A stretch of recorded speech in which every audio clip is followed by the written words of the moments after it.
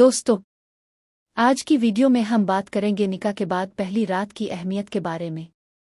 ये रात सिर्फ एक रस्म आदत नहीं है, बल्कि ये जिंदगी के एक नए सफ़र का आगाज है। इस लम्हे को इस्लाम ने एक बड़ी बरकत और रहमत करार दिया है।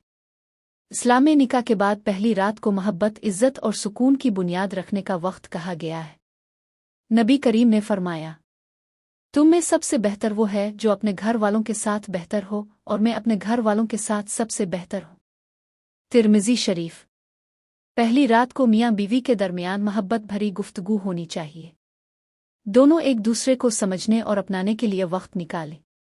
शौहर को चाहिए कि बीवी को इज्जत और सुकून दे, और बीवी को चाहिए कि वो शौहर के साथ नरमी और मोहब्बत का बर्ताव करे। इस्लाम ने इस रात के कुछ आदाब भी बताए हैं। नबी की संत है कि नया जोड़ा सबसे पहले 2 रकत नफल नमाज पढ़े और अल्लाह ताला से अपनी नई जिंदगी के लिए दुआ करे।